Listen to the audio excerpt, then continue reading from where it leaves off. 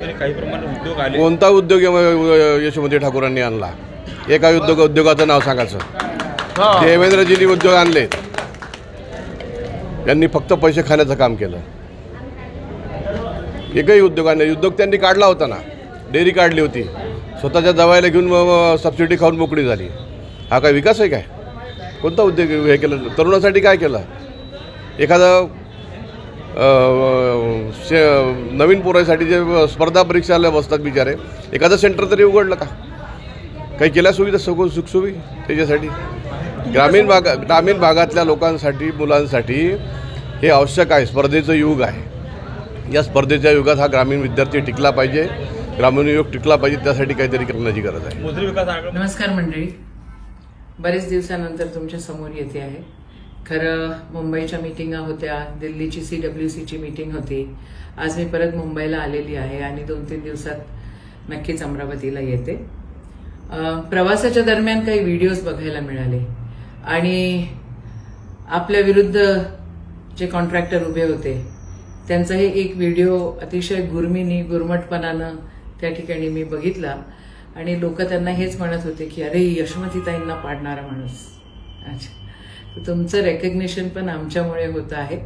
चला, तुमच्या नशिबात होतं, तुम्हाला ते भेटलं. पण त्या व्हिडिओमध्ये एक गोष्ट ते जे बोललेले आहेत ते आहे यशोधरा दूध डेअरी बद्दल. यशोधरा दूध डेअरी बद्दल ते चुकीचं बोललेले आहेत.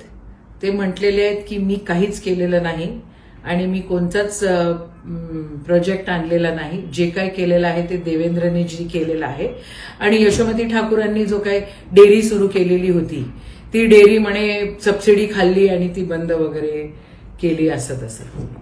आता सरकार तुमचं आहे, मुख्यमंत्री तुमचा होणार आहे. जर समजा मी यशोधरा डेअरीमध्ये पैसे खाल्लेले आहेत तर ते तुम्हाला प्रूफ करून दाखवावं लागेल आणि समजा नाही प्रूफ करून दाखवलं तर मी बऱ्याचशा गोष्टी प्रूफ करेन. हे एक वॉर्निंग आहे. सरकार तुमचं, आमदार तुम्ही, मुख्यमंत्री तुमचा, अजून सगळं प्रधानमंत्री तुमचे. यशोमतीने जर सरकारी जमीन कुठे घेतलेली असेल किंवा सरकारी पैसा कुठे वापरलेला असेल तर ते सिद्ध करून दाखवावे. कॉन्ट्रॅक्टर साहेब, ते सिद्ध करून दाखवा, नाहीतर तोंडाला तुमच्या कुलूप लावा.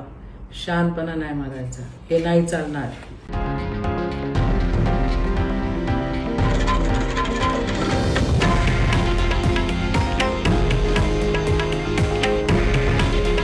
हे आहे देशातील नंबर 1 न्यूज नेटवर्क आणि आपण पाहत आहात TV9 मराठी.